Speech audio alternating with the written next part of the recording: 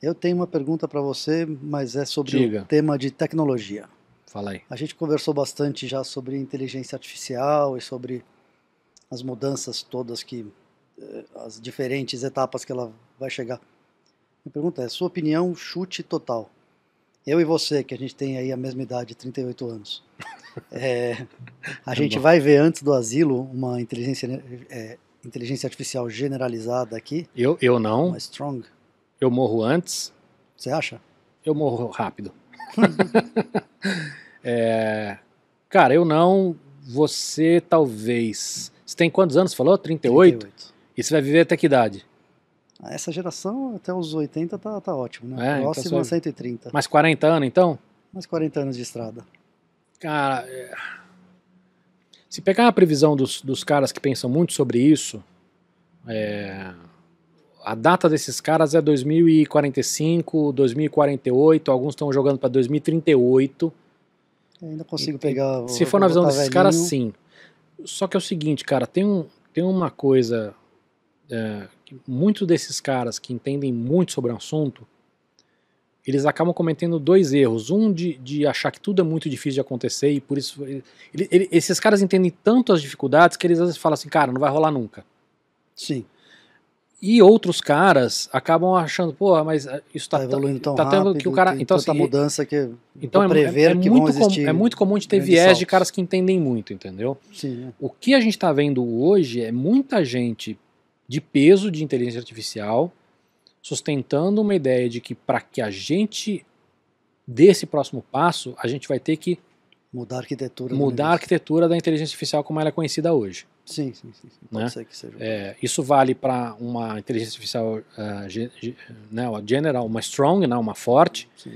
Isso vale inclusive para carro autônomo. Tem gente sustentando hoje que a gente não consegue ir para o nível 5, que é o totalmente autônomo, Só com rede neural. só com o que a gente tem hoje de arquitetura de tecnologia para inteligência artificial. Porque acho que a GPT-3 pegou, quem não estava trabalhando nela, pegou de surpresa a primeira vez que o cara conversa com a GPT-3, o cara Mas, literalmente ele cai da escada. mas Mas ela a não gente é. não conversa com ela. Esse que é o Sim. ponto. Obviamente, a gente conversa com ela, mas ela não entende o que a gente está falando. Não, mas ela me enganou melhor que eu tive conversas, eu te falei Não, não, perfeito, mas quando a gente recentíssimas. fala de uma inteligência artificial Não, forte, sim, ela entende realmente o que ela está discutindo e não ela só faz um facsímile usando e também 600 bilhões de parâmetros que ela leu. depende do que a gente está falando como inteligência artificial para singularidade e tudo Uhum. mais, nós estamos falando até de uma inteligência artificial consciente, que é outra história. Isso, nem começamos a arranhar ainda esse caminhãozinho, né? E a gente não sabe nem se ela é factível ou não. Nem sabemos o que ela falou. Tem gente dizendo que tem quântica envolvida lógico, tudo é quântica no micro level, mas que existe alguma parte da inteligência que a gente não tem nem capacidade da consciência, que a gente não tem capacidade de mensurar e que não tem nada a ver com redes neurais mais complexas, mas enfim. Não, e tem coisas, cara, que a gente até consegue fazer, mas a gente não entende por que está acontecendo.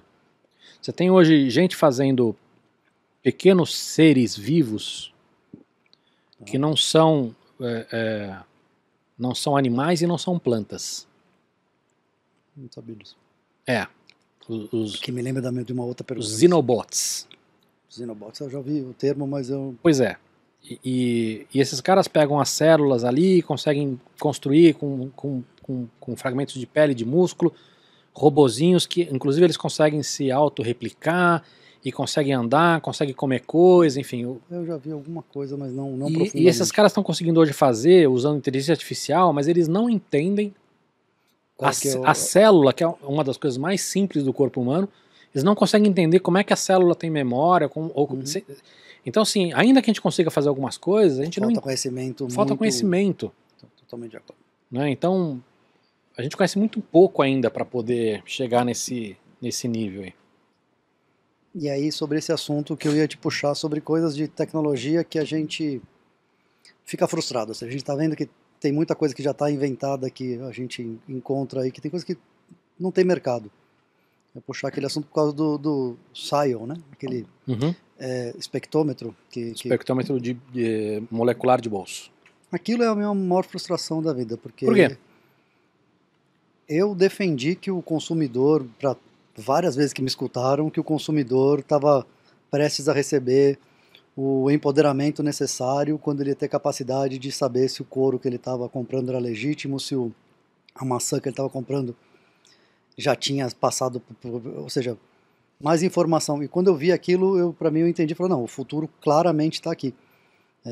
Não tem como isso, não, se o seu celular puder saber se o uísque que você está tomando é batizado ou não, isso é o produto que falta, é o sensor que falta para um celular real. É que você está falando de usar um sensor físico mesmo, né? Porque assim, tem maneira de você ter esse controle com blockchain ou com alguma tecnologia sensor, de cripto, sei lá, um NFT da vida. O que você está falando é de pegar o sensor mesmo e analisar fisicamente saber aquele... se o abacaxi tá doce antes de comprar o abacaxi, o cara saber se o uísque dele tem uma dosezinha ali. A tua frustração é isso não tá na massa ainda, é isso? Minha frustração é que eu não consigo entender como é que alguma coisa que tem tanto uso para o consumidor final não consegue achar um modelo de negócio sustentável que consiga convencer as grandes marcas, porque foi tentado uns 2, 3 aparelhos chineses com essa tecnologia, mas eles não foram para frente. E o celular tem 11 mil funções que eu não vejo uso nenhuma. Essa é uma função que eu não consigo... Mas acho que isso pode vir no futuro. Você sabe que tem muita tecnologia que a gente acha que hoje que é novidade, mas que é muito antiga, cara. Sim, a própria impressão 3D, que sim. Entre outras várias. A primeira impressão 3D foi de 1983, cara. A primeira máquina ligada na internet, eu não vou lembrar agora que universidade foi, se foi em Stanford, se foi, enfim, uma das universidades lá fora, era uma máquina da Coca-Cola. E era ligada na internet e ela conseguia avisar os caras não só se estava faltando Coca, mas também quanto tempo a Coca estava lá. Então ele sabia se ela estava gelada ou não, porque se ela tinha acabado de ser colocada, ela não estava gelada. Isso também é de, sei lá, 92, cara. Então, inteligência artificial também, cara, da década... Sim. Então tem muita tecnologia que a gente usa hoje, que a gente acha que é moderna, mas na verdade tem 40, 60 anos de idade, entendeu? E tem que achar o mercado da forma certa, entrar no lugar correto. Ou amadurecer, ou sei lá... Amadurecer o consumidor para começar a se interessar por aquele uso.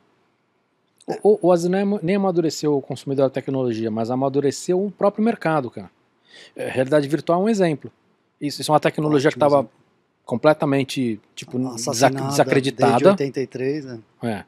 E aí lá o carinha... pô, eu acho que é legal, fez... Conseguiu 2,5 milhões de crowdfunding. E aí o mercado olhou e falou assim... $500 meus. Opa! Né? Tipo, tem um monte de babaca gastando $500, não é? E aí o mercado olha e fala assim, porra, peraí. Esse cara sozinho na garagem.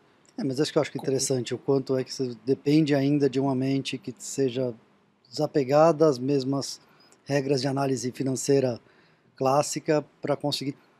Esse podcast é um ótimo exemplo. Se você pedisse para eu planilhar esse podcast, eu tenho formação em finanças, eu nunca conseguiria dizer que esse podcast fechava a conta, porque você falou o tamanho do investimento, o tempo... Mas ele fecha a conta? Tá começando a fechar, tá começando a... Não, para mim, só de experiências que eu tive aqui... Mas esse é o intangível, né, cara? Mas eu digo que seria impossível você fazer um modelo econômico-financeiro e falar, não, isso aqui voa, vai para frente, investe seu dinheiro que você está... Só que é parte humana da história, você tem que começar e ver se o barco vai afundar ou não. É interessante. Porque... Mas acho que tem uma coisa que assim, com essas tecnologias que a gente tem hoje, a gente vai começar a trabalhar nicho e outras coisas, entendeu? Então, coisas que não são relevantes, de repente, para uma grande indústria, vai fazer sentido no nicho e vai ser viável no nicho, porque o problema hoje é que o custo era alto para muitos produtos o custo é muito alto, entendeu? Aí que entra a impressão 3D, nichado, começa a permitir o cara, já dá para ver na impressão 3D, e entra crowdfunding, entra um monte de coisa que vai viabilizar esse pedaço, entendeu?